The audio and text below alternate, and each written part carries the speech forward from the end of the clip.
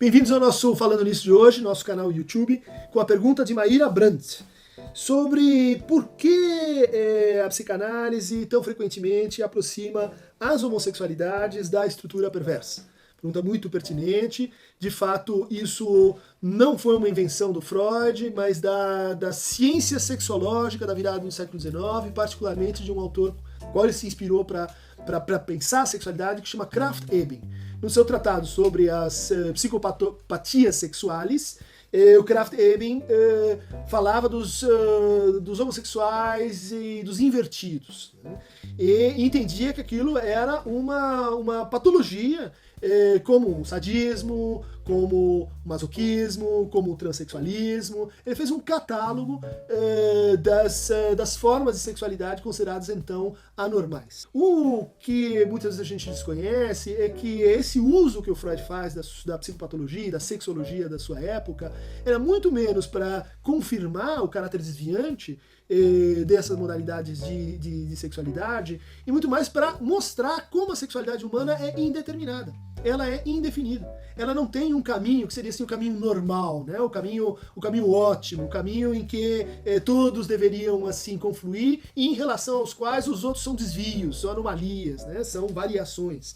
Para o Freud, na temática da sexualidade, a variação é que é a regra, né? Daí a ideia de que a pulsão tem no seu objeto aquilo que é de mais plástico, né? O de mais indeterminado.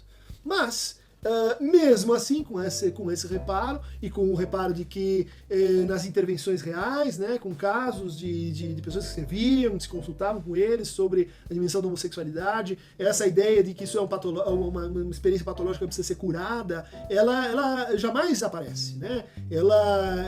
Essa ideia de uma cura gay, de uma conversão, de uma passagem para outro sexo, ela está ausente no Freud.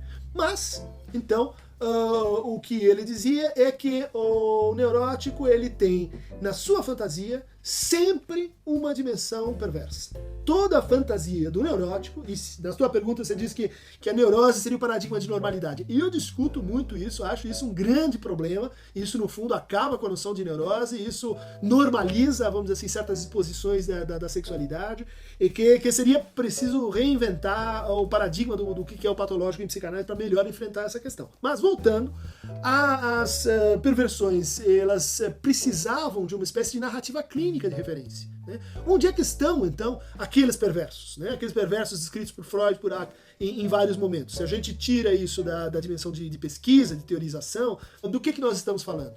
Porque os perversos, classicamente, se definem como sujeitos que não procuram análise, eles não procuram tratamento, eles têm, assim, a sua posição de gozo bem firmada, não capaz de dúvida, e exercem essa posição de gozo sobre o outro, né? Então, a categoria que permitia preencher essa posição que já estaria prescrita ali na psicopatologia psicanalítica é a noção de homossexualidade. Ela forneceria essa narrativa para a psicanálise, ela seria, assim, o caso modelo da perversão. Bom, no fundo, o que me parece mais razoável é pensar que isso foi uma importação ilícita, isso foi uma conexão desnecessária, isso foi fruto do atravessamento ideológico pelo qual a psicanálise passou, mas as psicologias também, mas a psiquiatria também, mas a psicopatologia também, e que foi, a partir da década de 70, perfeitamente criticado e excluído, né, das considerações psicopatológicas da psicanálise. As homossexualidades são